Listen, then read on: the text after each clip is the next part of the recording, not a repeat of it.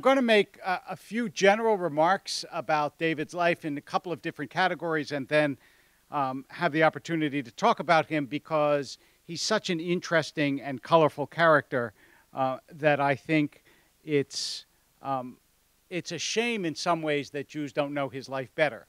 And I'm not going to have the chance to go through his entire life because it is the longest and most involved story in the Tanakh by far. Much more about David than Moses. But I do want to highlight at least a few items in David's biography, and then maybe we can talk about him in general. I want to talk about his youth, and then maybe we'll talk about his relationships with women, of which he had many, and not all salacious, but many. And then maybe something about David's end and legacy. So the reason that I wanted to talk about his youth in particular is that David gets 3 separate introductions in the book of Samuel. By the way, it's the book of Samuel that describes David's life because Samuel's the first major character in the book. So what happens is Samuel starts off, Samuel is sort of the priest and prophet. Then he appoints a king, reluctantly, but he does, the first king of Israel named Saul, and then the second king of Israel is David. So the first introduction that David gets is when Samuel is sent off to the house of Jesse the Bethlehemite to anoint the new king. And as it happens, Saul is still king at the time. It's just that Samuel and God have reached this understanding that he's not an adequate king, and so they're going to anoint David without Saul knowing. And he goes off to the house of Jesse, and he says to him, essentially, present your kids. So Jesse brings out his firstborn son, whose name is Eliab, and he's a tall, handsome, strapping figure of a man. And Samuel gets up to anoint him. And God says, no, no, no. Pay no attention to his appearance or to his stature, for I've rejected him, because I don't see people the way you do. Ki Adonai yireh la'einayim, ki Adam yireh la'einayim. People see what's visible. Va'Adonai yireh la'levav. God sees into the heart. So Samuel goes, next, please. And he brings out all 7 sons, which, as you know, is the perfect number. And none of them is the one. Until finally Samuel says to Jesse, do you have another kid? And he goes, oh, yeah, there's the little one out back tending the sheep. So he says, bring him in. He brings him in. He says he's young and handsome and ruddy-cheeked. And God says, rise and anoint him. This is the one. So the first thing that we notice about this is that David's own father doesn't introduce him to the company. That's how neglected he is as a kid. By the way, his mother is never mentioned. And his father, I mean, imagine that the head of your nation comes to your house and you introduce 3 out of your 4 kids, right? One of them is, he's watching TV. That's what, I mean, and also, of course, what David was doing, shepherd is a traditional, as you know, traditional job for a Jewish leader in the Bible is to tend sheep. In fact, the rabbis say in a different context with Jacob, when God's looking for a leader, he looks to see how they tend sheep. So Moses also is a shepherd, most famously. That's the first introduction. The second introduction is, as you know, I'll get to, is that David goes to Saul's house, and Saul is, I'm not a psychiatrist. It was thousands of years ago. He's a manic depressive. I mean, I'm sorry. He's, I don't mean to overstep the limits of my authority here, but he certainly does a very good bipolar imitation in the text. If that's not what he is, he has clearly some kind of mental imbalance. Talks about what we would call dark moods, but God brings on these, these bad spirits on him. And David is brought to his house to play music to lift his spirits. Okay? The third introduction is David and Goliath.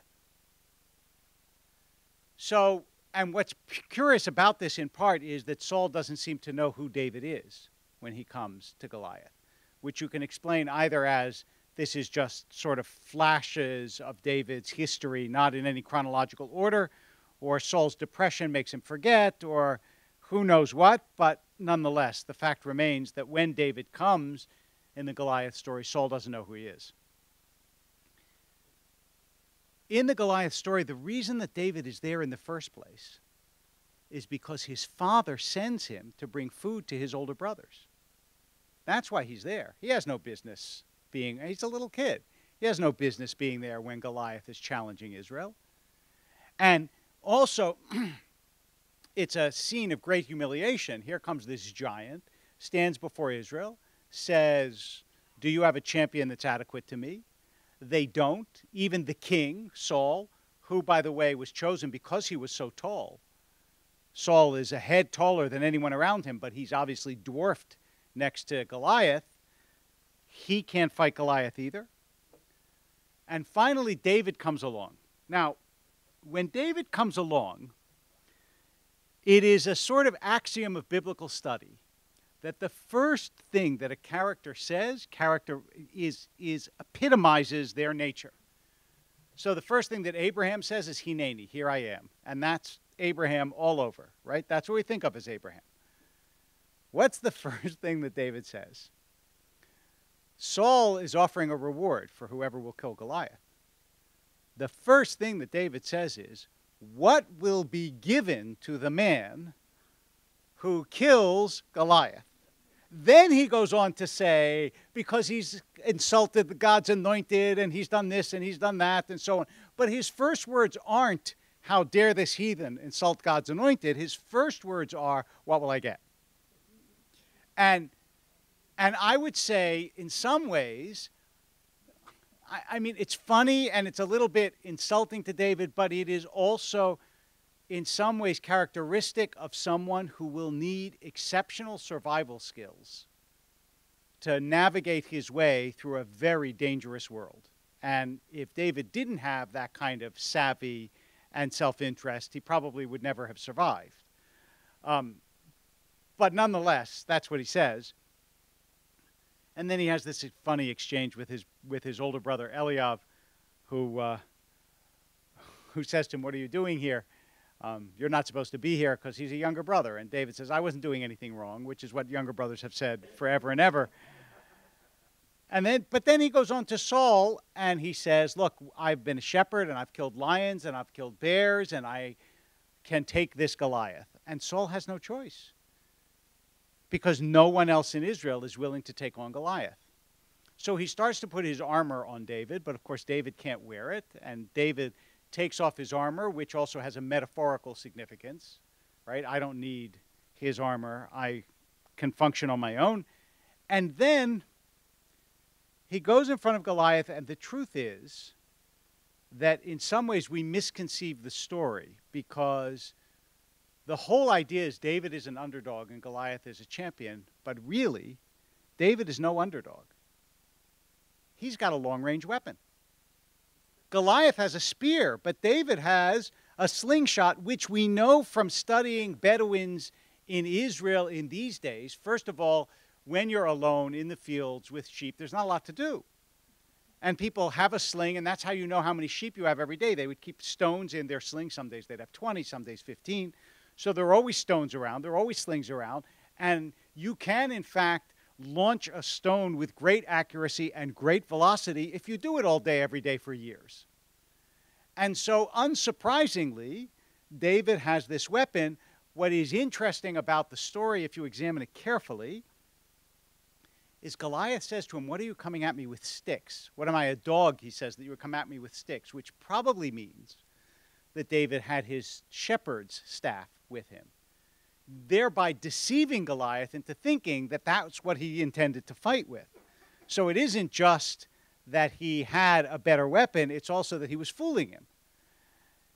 Anyway, as you know, he launches a stone and it knocks Goliath over, and then he goes over and he kills Goliath with his own sword. He beheads him.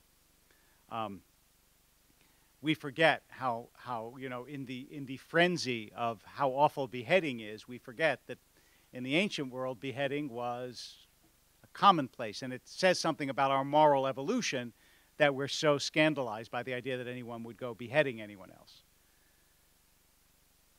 So when he kills Goliath, David starts to become famous in Israel. And here's where it starts with women. The women in the streets begin to chant, Saul has killed thousands, and David has killed tens of thousands. Now, I don't have to tell you how this makes Saul feel, right? You start off with someone who's mentally imbalanced. Now he has a boy in his own employ, and there are women in the street who are saying he's better than you. And Saul becomes rabidly jealous of David, but at the same time, strangely enough, or not so strangely, he loves David. And it says it explicitly, David is the most loved man in the Bible, by far. Not only does the name David mean beloved, but it says Saul loves David, Saul's daughter Michal loves David, only woman in the Bible that is said to love a man. It depends how you see the Song of Songs, but Michal loves David, Jonathan, Saul's son, loves David, the people of Israel love David, and God loves David. So when David comes into Saul's house, the question is, how's he going to inherit the kingship? Well, you can't inherit the kingship from Saul while Saul's alive. So first of all, Saul has to die.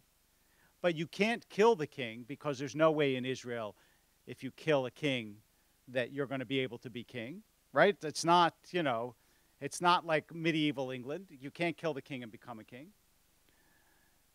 And Jonathan, who's Saul's firstborn son, has the right to the throne. So in some way, David has to persuade Jonathan that he'd be a better king than Jonathan, which is exactly what happens. That is, Jonathan loves him and gives up his right to the kingship to him. Saul, trying to ensnare David, marries him off to his daughter Michal, but it turns out Michal is actually in love with David and saves his life. He runs away from it. Later, the marriage goes south, but that's a separate, this is not an uncommon story, but it's a separate story. We'll get to that in a minute. And David manages to escape from Saul by virtue of Saul's own families, his own children's betrayal of Saul because of their love for David. So one of the things that you know about David is that he is an extraordinarily charismatic figure and is able to have other people love him. How Machiavellian you see him depends on how you read the text. Did he do this deliberately? Is this just who he is? I mean, several times in the Bible, 6, 7 times, I actually haven't counted, I should. Someone will kill David's enemy, and they will come to David and say, I have slain your enemy. And David will say, how dare you kill this person from Israel, like Ishbosheth, who later on is Saul's only remaining son. Someone kills Ishbosheth, comes to David, says, I killed him, who was David's enemy. And David says, that's terrible that you killed him. He was Saul's son. You shouldn't have done that. And then he has his people kill the person who killed Ishbosheth. And there are two ways of reading this. One is, what a good guy. He so respects Saul and Saul's legacy that he is angry that someone would kill him and takes vengeance on them. The other way of reading it is, what a clever guy. Because not only has he gotten rid of his enemy, but he's also gotten rid of the only person who can testify to the fact that he told him to get rid of his enemy. And we don't know. You really, literally don't know. The book is written to show David in the best light, but it gives you the information to read him in a worse light, if you want to. So the same thing here with Saul and Saul's family. We don't know, but they fall in love, and David runs away. By the way, interestingly enough, in the text as we have it, there's one deviation in the ancient translation of the Septuagint, but in the text as we have it, David himself is never said to love anyone. Michal said to love David. David's never said to love Michal. Jonathan loves David, and in his famous eulogy, you know what David says? Your love was sweeter to me than the love of women. He does not say, and my love for you was sweeter. Now, that doesn't mean he didn't love Jonathan, but he doesn't say he did. So, David spends the first half of the book running away from Saul. In the course of that, he has various encounters with women, and one of the things that makes David unique Well, I don't want to say unique. That would be dispiriting. It would be sad to think that he's unique, but that makes David unusual. In ancient times and now, and certainly in biblical times, is David actually listens to women. He really does. Yes, it's remarkable. A king of Israel who listens. And by the way, the longest speech in the Bible by a woman is from Abigail, and David listens and changes his behavior because of it. It's not just that he listens. He actually, at several points in his life, he listens and he actually takes direction from women, which, you know, in the biblical world is very unusual and also says something about David's sensitivity, the poetic side of David, which is different. There's a wise woman of Tekoa who's basically a woman off the street who comes into the palace and persuades him to bring back his estranged son Avshalom. He listens to her too. So this is not a typical biblical figure in the way that we think of him. That is, he's a warrior to be sure, and he's powerful, and he has a band of bandits around him, and he runs away from Saul, and he goes and serves the Philistines for a while, and he does all sorts of shady things. But through it, there is this thread of this unusual musician, a sensitive soul, somebody who clearly is not the same, not at all a stereotypical character, and is enormously complex. David has uneasy relationships with his children, to say the least. In fact, the first half of the book is really about running from Saul, who's his surrogate father, and the second half of the book is about running from Avshalom, who's his son, who's trying to take the kingship from him. But at a certain point, it is his relationship with women that is pivotal to his life, and that, of course, is Bathsheba. In the second book of Samuel, after David has reached the pinnacle of his kingship, the chapter opens, it was spring, the time when kings go to war. And David walked around the palace. Now you understand what the Bible is telling you. Israel is at war, and kings are supposed to be at war, but David's not at war. David, instead, is walking around the roof of the palace where we know he's about to get in trouble, right? And by the way, just as a parenthetical note, the reason that kings go to war in spring is that's when the ground is hard, so you don't get, muddy. If you read, for example, in World War II, there were men who were literally abandoned because when they got stuck in the mud, they couldn't get them out.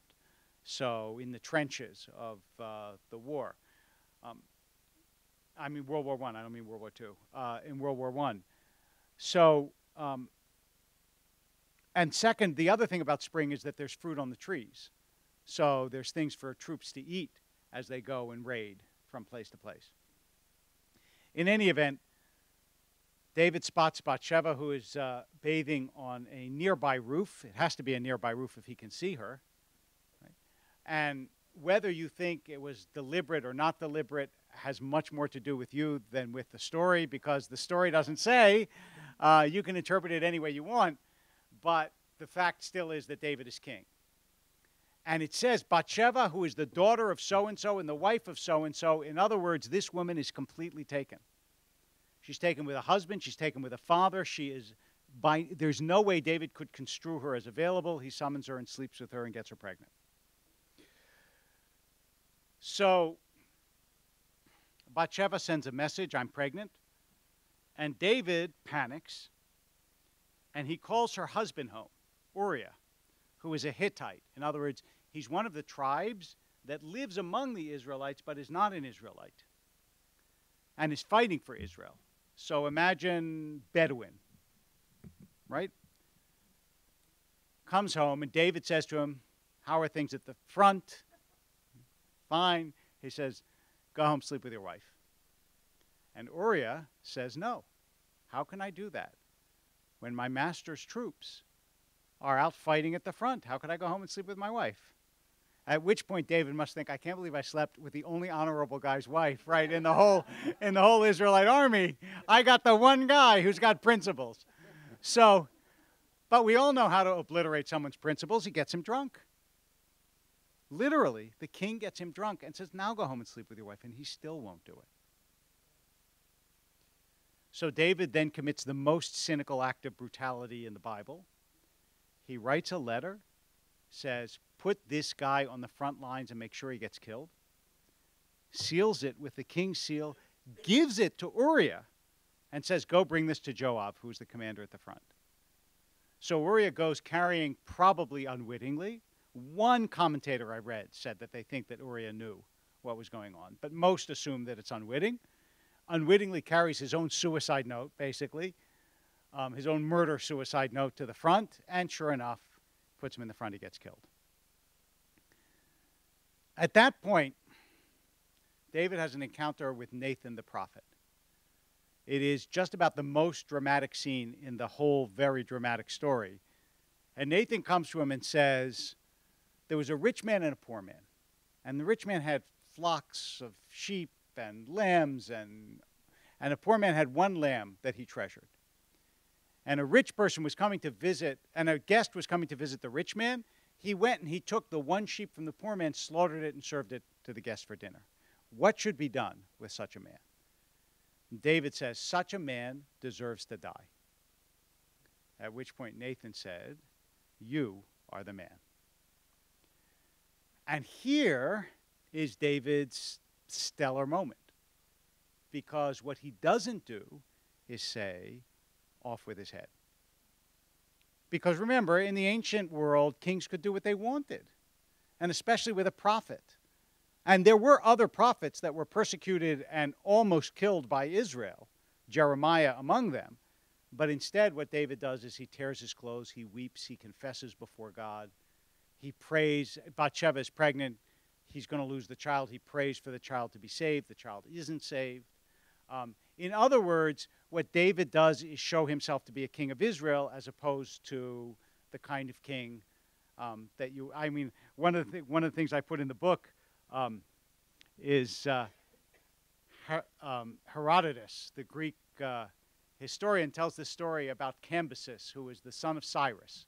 He was the king of Persia. He lived 500 years after David, and he wanted to marry his sister. And so he called the wise men of Persia together to ask if they could find a law that said that he was allowed to marry his sister. And they came back and they said to him, we cannot find, we've combed like all the law codes, we cannot find such a law, but we did find a law that said the king may do whatever he wants. So that's the way, I mean, that's the way the ancient world worked. But David didn't work that way, and in that moment is his redemption. Because even though he has to be punished, and even though he will suffer, and even though there's a public disgrace, and even though all of that, he gets to stay king. The second half of the book, as I said, is about David's fleeing from his own son, Avshalom. And I will give you a quick précis of why Avshalom rebels against him, and then I'm going to wrap it up and take questions and comments. The short version of this, which shows you what a sort of negligent father David was, which is not, I think, an uncommon thing among kings. They're not known generally for their paternal skills. Avshalom has a sister named Tamar, and he has a half-brother named Amnon, because remember, David had several wives, not like Solomon, not 1,000, but several. Amnon conceives this great lust for his half-sister Tamar. She begs him not to have sex with her, but he rapes her. And then the text says, when he was done raping her, he felt a loathing for her as great as the lust he felt before. One of the reasons that I say that the story of David is different is because the psychological realism and the portrayal it doesn't feel mythological at all. It's extremely human. And Avshalom, who's Tamar's full brother, now hates Amnon, his half-brother, because he raped his sister. And remember, in the ancient world, you rape a woman and you don't marry her, you basically have made her unmarriageable to everybody else. And so it's a double crime, as it were. It's both the crime of rape and the crime of rendering her unmarriageable by other men who don't want to marry somebody who isn't a virgin and who was raped by their half-brother.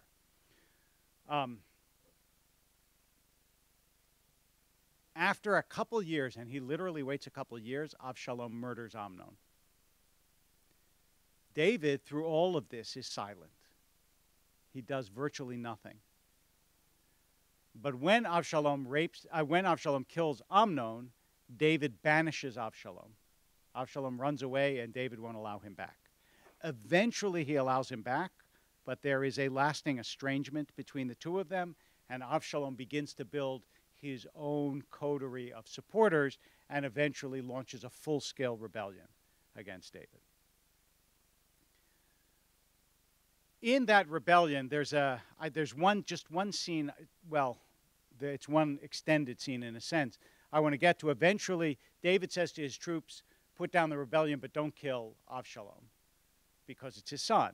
Well, they put down the rebellion, and Joab, who is David's general, he's not going to listen to any of this don't kill Avshalom nonsense, right? Avshalom rebelled against the king, and he's leading a fight, and if you spare him, he's going to lead another fight. So Joab makes sure that Avshalom dies. And then you have that famous scene where David is on the balcony of his house and he says, oh, Avshalom, Avshalom. You know, Faulkner's novel, Absalom, Absalom, based on this story. It retells it in the Sutpen family in the South in different ways. But nonetheless, so David is shattered by Avshalom's death. And then the reason that's the most moving scene in some ways. David is clearly shattered.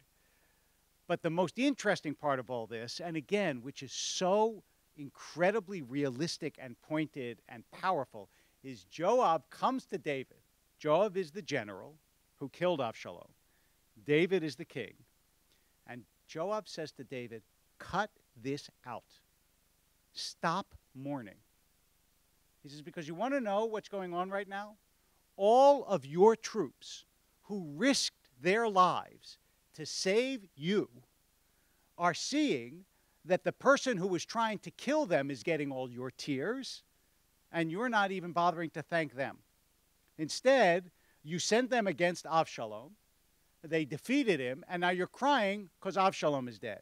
If you want to have an army tomorrow, you better stop this today. Which is an amazing scene. And in fact, David stops it. And he goes out to the troops, and he pulls himself together, and he thanks them, and he restores his kingship. Now I'm going to skip ahead to the end, and then, as I said, we'll have time to talk.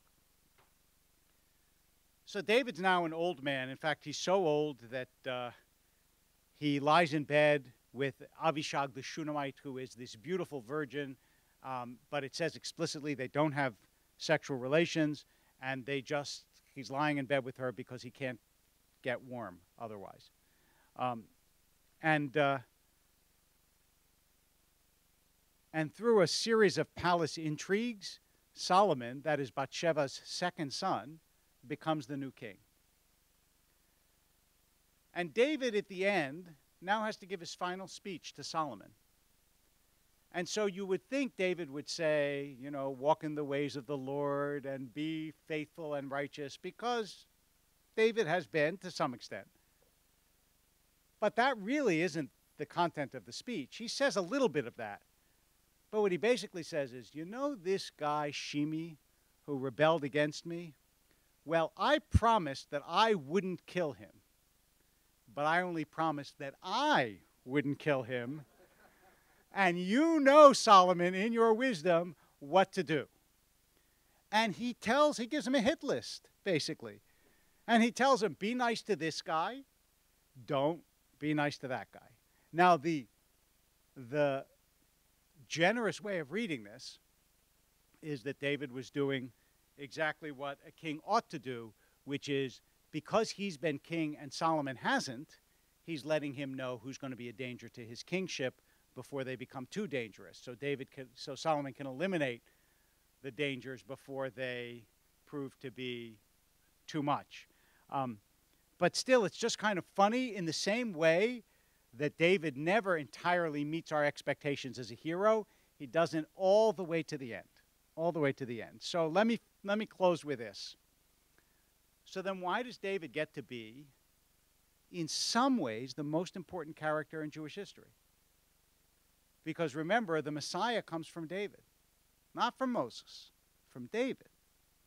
And that's why, for example, in the New Testament, the longest genealogy in either Hebrew Bible or New Testament is the one that tries to prove that Jesus comes from the house of David, because if he doesn't come from the house of David, he can't be the Messiah.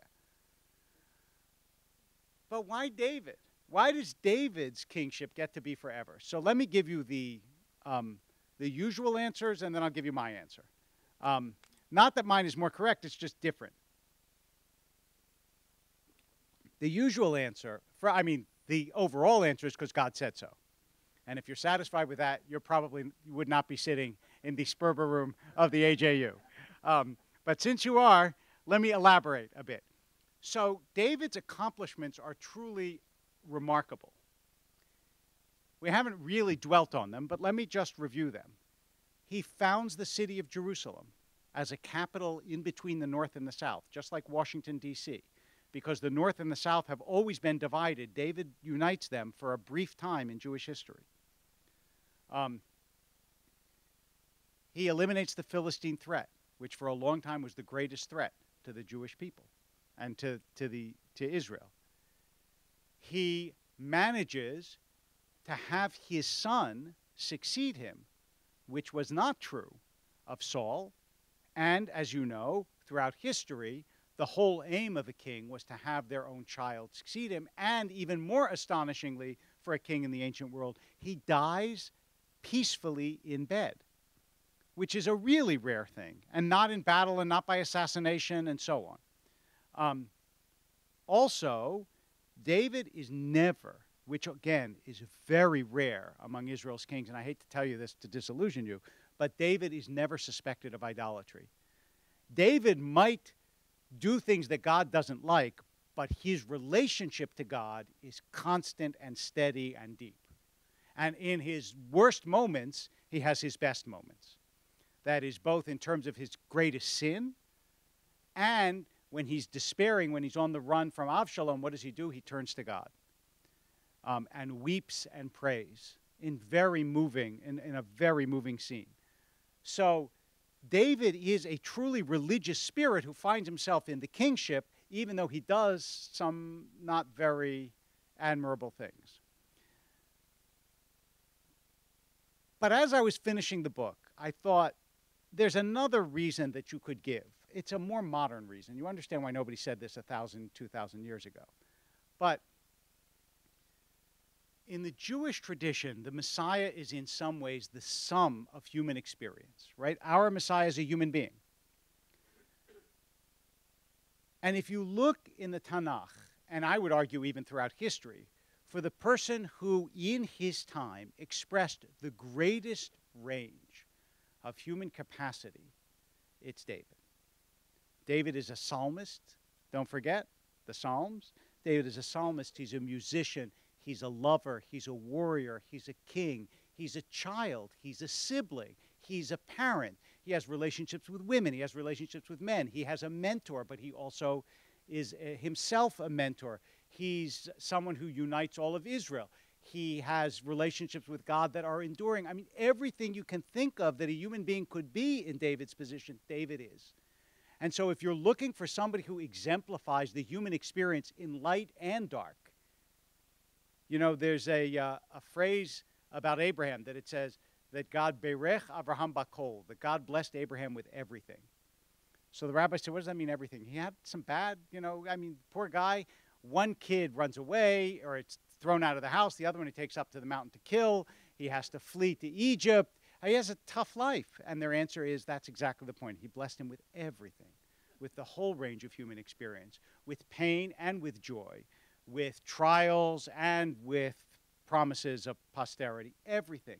And David, so much more even than Abraham. I mean, David loses a child, but David gets to anoint a child. It's remarkable how in the compass of this story, David experiences the whole range of human experience, and maybe that's why he gets to be the Messiah. So with that, let me ask you for questions or comments or anything. I'm happy to talk more. Yeah? What historical evidence is there that David existed? There is, I'm pleased to say. There isn't historical evidence for anything that I said, but there is, first of all, the principal historical evidence is one stone that was found from 200 years after the death of David that says, which was incised by a non-Jewish king, that says Beit David, the house of David. And virtually everyone, even the skeptic, says 200 years after a king dies, you don't say the house of that king if he never existed. So that there was a David is certain. I would say as certain as such things can be. I mean, you don't have film, but... And also, here's the thing about the book of Samuel that persuades me, at least, that much of it is based on history. When you read the book of Samuel, what you're really reading, and you'll see if you read it, and I really recommend, it's not, don't bother with the book of Chronicles, which tells the same story, but is Samuel made boring.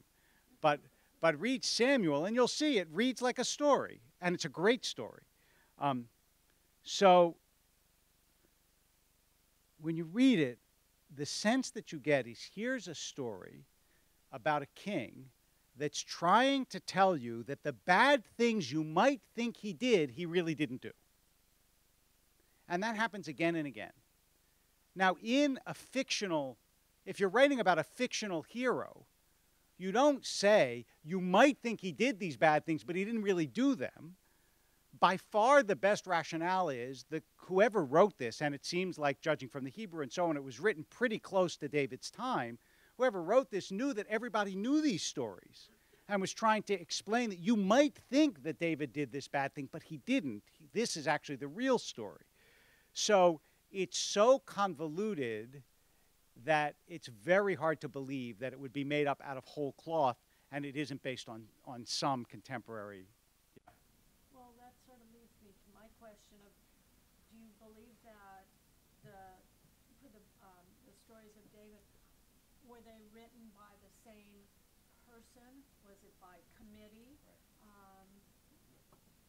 it, at different times? So I think it's unlikely. The question was, did one person write them? Did many? Was it written at one time or over a period of time?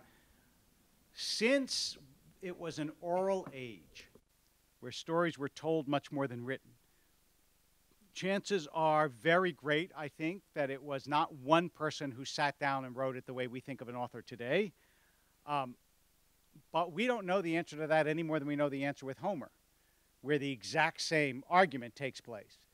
But research, especially Homeric research, especially the Parrys, Adam Parry and Milman Parry, and going to all these tribes that do oral recitation, where they realize that they can do very long stories and recite them from memory. Now that's poetry, and David is not; it's prose. But still, my guess is that the stories had a basic shape, but at some point they got written down, and were subject to all the variations of writing down. For example, I mentioned that David is never, in our text, David is never said to love.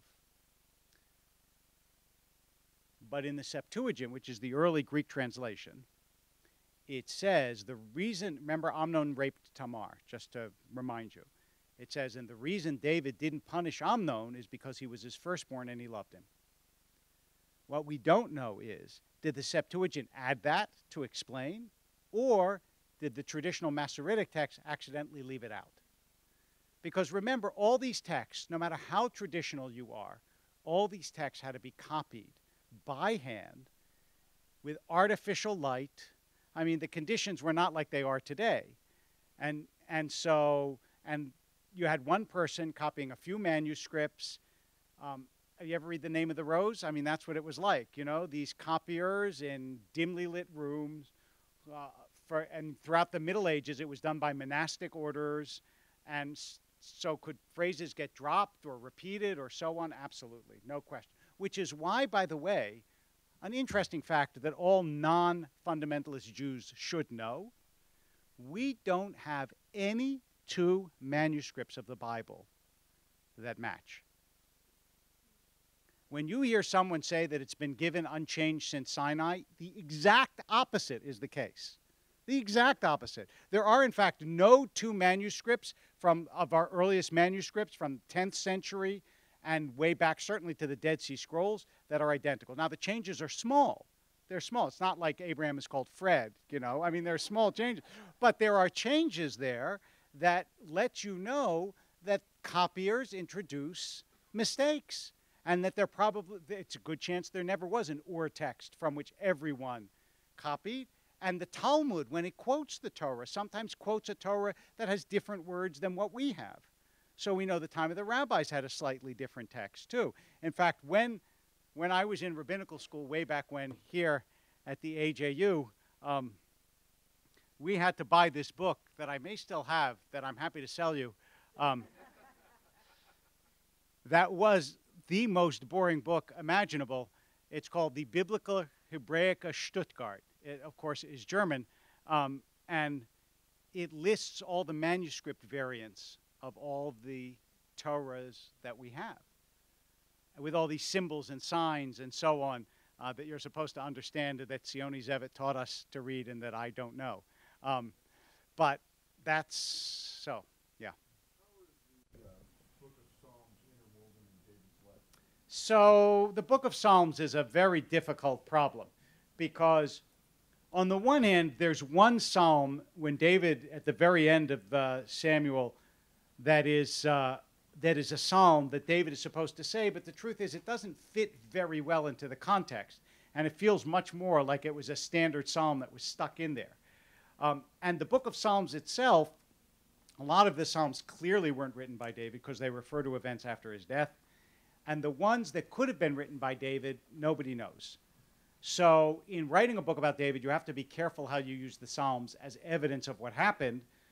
I tried to use them when they seemed to me to illuminate David's life, but there's no, I mean, that's sort of an act of faith, whether David in fact wrote Psalms or not. We don't know. Yeah.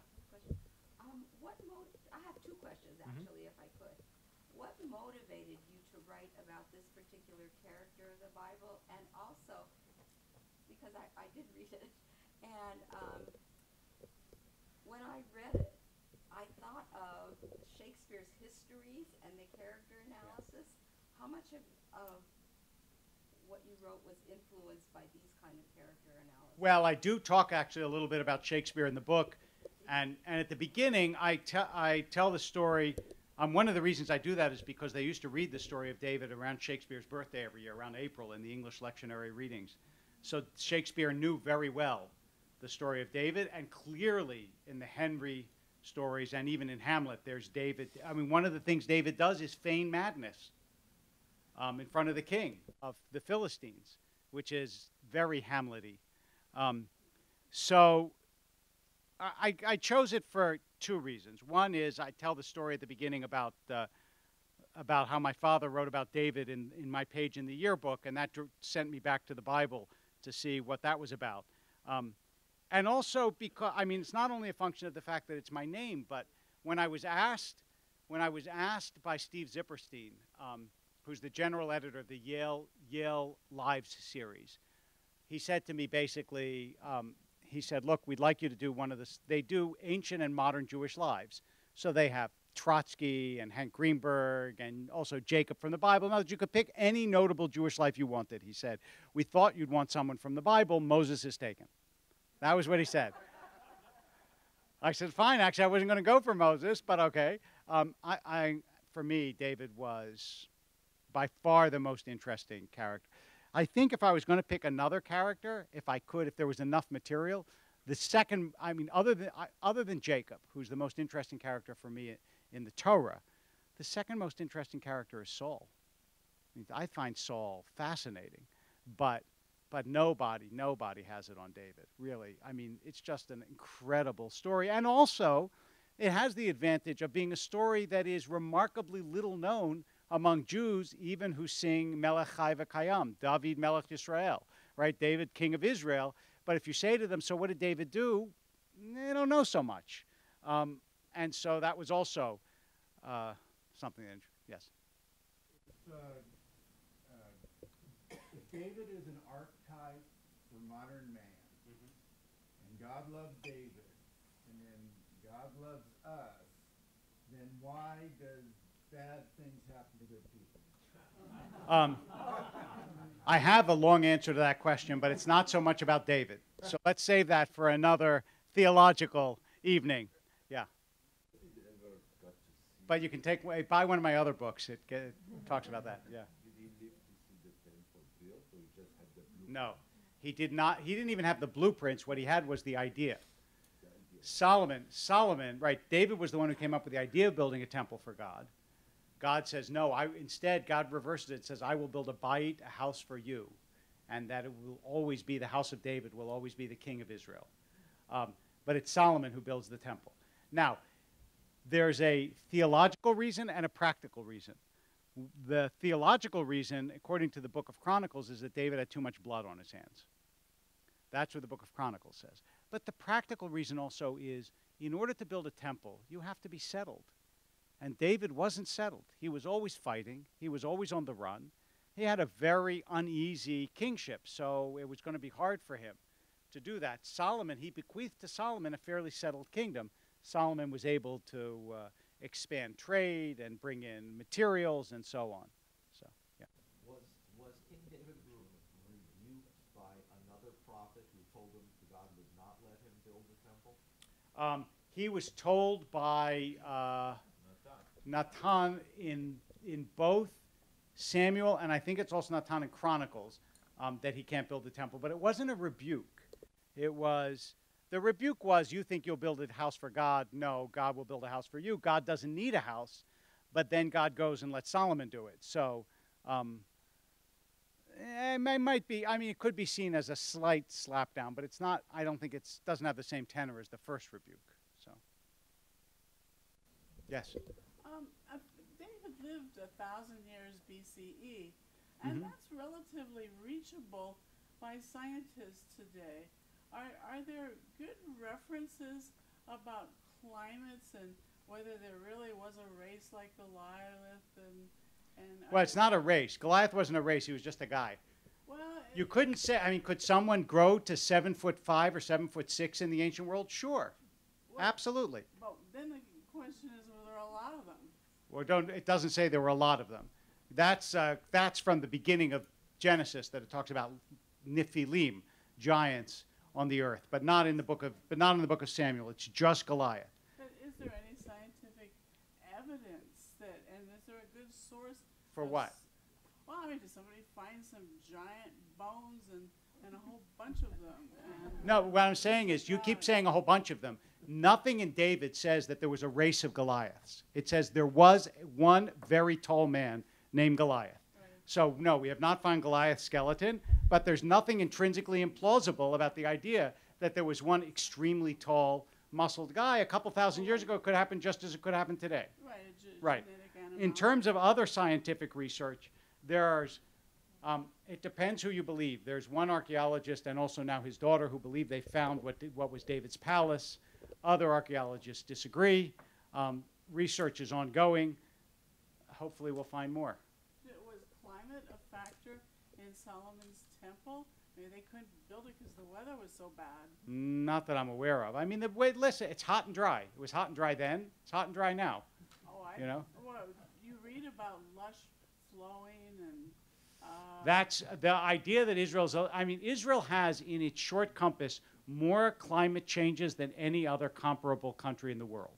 So parts of it are, but parts of it are very dry, as you know. And in Jerusalem, the weather is fairly normal weather. Every now and then it snows, and sometimes it rains. But I don't think you don't have great extremes of climate like you do elsewhere in the world. Yeah. When David founded the city of Jerusalem, was it to unite it, or was he making a political deal with the religious sects more of the middle area? Because my understanding was that around that time Shiloh in the north was still a very influential center. Right. But the reason we ended up with the lions of Judah instead of the bulls of Judah is because of certain agreements that were made. Well, that's later on. David doesn't do the religious so much. He chooses Jerusalem because it's in the middle. But don't forget that after Solomon, it splits apart and stays split forever and ever, because a few hundred years later, the Assyrians come and they overrun the north, and the 10 lost tribes are lost for good until they come to Salt Lake City, which is just recent. But that's the end of that. The northern traditions probably persisted until the north was destroyed, and that's why only under David and Solomon are they united. And then the north goes its way, and Shiloh and the Samaritans and so on have a different practice, and the south goes its way.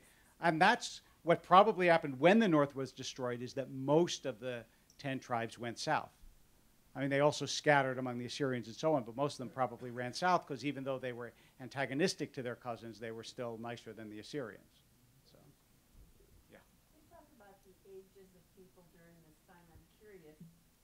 You started out with David as a child. Right. David lived, according to the text, to age 70. 70. So Yes. as a child, when he first was tending sheep and all that, are we talking about a... 10, 11. Okay, because I couldn't figure out if it was younger than That would be my guess, 10, 11, 12. I mean, people got married at 13, 14, 15. 17. Right. Okay, thank you. Yeah. So, I mean, that's, the idea of adolescence is a fairly recent idea. I mean, it was expected for most of history that the Talmud assumes if a boy's 17 or 18 and hasn't been married yet, that's a problem, and the same with a girl 14, 15. There's a reason why bar mitzvah is 13 and bat mitzvah is 12, because when you reach your sexual maturity, that's assumed that you reach your maturity, and that's the way probably it was for most of human history. Yeah. I can't remember the details, but isn't there another telling of the story of how Goliath was killed? Yes, by in somebody Chronicles. else? He's killed by someone else in Chronicles, by Elchanan and not by David. Right, how do You have reconcile I don't reconcile it. You have two choices. You can either say that's a different name for David, or you can say there are different traditions. I mean, it's that simple. It's really that simple. You can't, I don't think you can reconcile it. I think that's another example of the tradition harmonizes it, but a biblical scholar will tell you so it preserves two different traditions.